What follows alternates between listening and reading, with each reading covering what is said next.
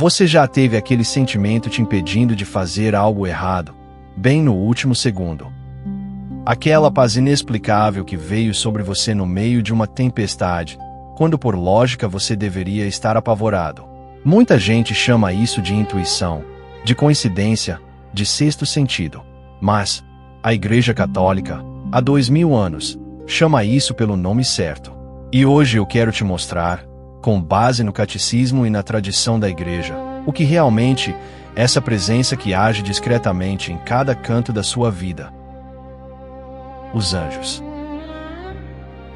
Antes de entrar na parte prática, deixa eu te fazer uma pergunta simples. Quando você pensa em anjo, o que vem à sua mente? Provavelmente uma imagem meio infantil, de estampa de caderno escolar, com asas brancas e uma expressão vaga de bondade.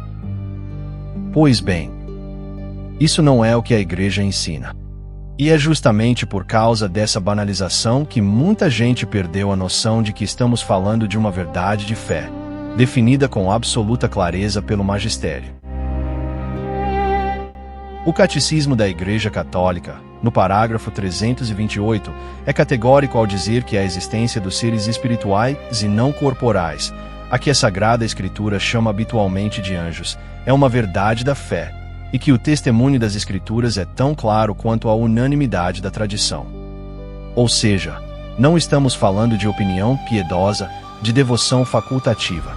Estamos falando de doutrina. E quem são de fato esses seres?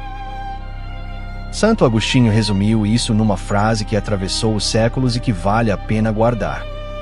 Ele disse que anjo designa a função, não a natureza. Pelo que ele é espírito. Pelo que ele faz, é anjo. Em outras palavras, anjo não é uma espécie de criatura, como se fosse um tipo de animal espiritual. É um cargo, uma missão. São criaturas puramente espirituais, sem corpo, dotadas de inteligência e vontade, criaturas pessoais e imortais, como afirma o parágrafo 330 do Catecismo. E o texto vai além, dizendo que eles superam em perfeição todas as criaturas visíveis. Pense nisso por um instante. Existem ao seu redor, neste exato momento, seres criados por Deus com uma inteligência e uma perfeição que ultrapassam qualquer coisa que você possa ver com os olhos.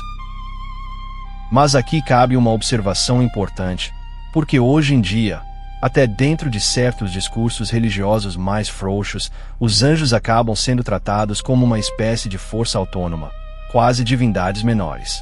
E isso é um erro grave. O Catecismo, no parágrafo 331, deixa claríssimo que Cristo é o centro do mundo angélico. Os anjos foram criados por ele e para ele. Como está escrito na carta aos Colossenses, nele foram criadas todas as coisas, no céu e na terra, as visíveis e as invisíveis, tronos, dominações, principados e potestades. Ou seja, os anjos não existem por si mesmos, soltos por aí como uma energia genérica do universo. Eles são servos e mensageiros de Deus, e a própria palavra anjo vem do grego angelos, que significa exatamente isso, mensageiro. Agora vamos à pergunta que realmente importa para você que está ouvindo isso. Será que esses seres agem concretamente na sua vida, no meio das suas contas para pagar, do trabalho, das preocupações do dia a dia? A resposta da Igreja é um sim categórico, e não é uma resposta baseada em sentimentalismo, mas numa tradição patrística extremamente sólida. São Basílio Magno, ainda no século IV, escreveu que cada fiel tem um anjo ao seu lado, como protetor e pastor, para conduzi-lo à vida. E essa frase foi retomada literalmente pelo próprio Catecismo, no parágrafo 336. São João Crisóstomo, outro grande doutor da Igreja, reforça isso sem meio termo, dizendo que cada fiel cristão tem um anjo, e que mesmo o mais frágil, o mais pobre, o mais ignorado pelo mundo, tem o seu anjo da guarda. Pense nisso. Não importa quão insignificante você se sinta às vezes, quão esquecido, quão sozinho. Há um ser espiritual, designado por Deus, especificamente para você. E o fundamento disso não está apenas na tradição dos padres da igreja, está na própria Escritura. O Salmo 91 diz que Deus dará ordens aos seus anjos a nosso respeito, para nos guardarem em todos os nossos caminhos. E o próprio Cristo, no Evangelho de Mateus, capítulo 18, versículo 10, afirma que os anjos das crianças sempre veem a face do Pai que está nos céus. Isso é uma garantia que vem direto da boca do Senhor. E tem ainda um episódio muito interessante no livro dos Atos dos Apóstolos, quando São Pedro é milagrosamente libertado da prisão e vai bater à porta da casa onde os discípulos estavam reunidos. Eles, incrédulos, ao ouvirem a notícia, dizem: "É o seu anjo." Ou seja, essa crença no anjo pessoal já era algo absolutamente natural e corrente entre os primeiros cristãos. Não é uma invenção medieval, nem uma devoção popular tardia. Mas então, como, na prática, esses anjos agem em nossa vida? Porque é fácil falar em teoria, mas o que interessa mesmo é entender isso no concreto, no seu dia a dia. E aqui é importante desfazer uma expectativa equivocada. A ação angélica quase nunca é espetacular, como costuma aparecer nos filmes, com aparições luminosas e vozes dramáticas. Na tradição católica, essa ação costuma ser discreta, quase silenciosa. Primeiro, há a proteção física e espiritual, muitas vezes nos perigos que nem chegamos a perceber, naquele acidente que quase aconteceu e não aconteceu, naquela decisão que por algum motivo você mudou de última hora.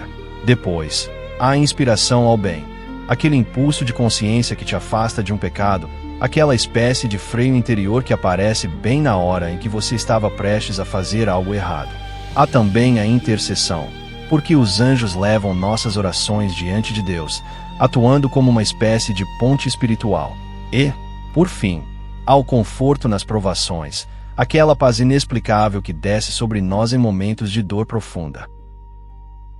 E aqui vale lembrar um episódio central do Evangelho. No jardim do Getsêmani, na hora mais angustiante da vida terrena de Cristo, um anjo veio fortalecê-lo. Se até o próprio Filho de Deus, em sua humanidade, foi confortado por um anjo, imagine o quanto essa realidade está disponível para nós. E é importante dizer isso com clareza. Não é magia, não é uma força vaga do universo conspirando a favor de alguém. É a economia da graça de Deus, agindo através de servos fiéis que Ele mesmo designou, individualmente, para cada um de nós, desde o momento em que viemos à existência.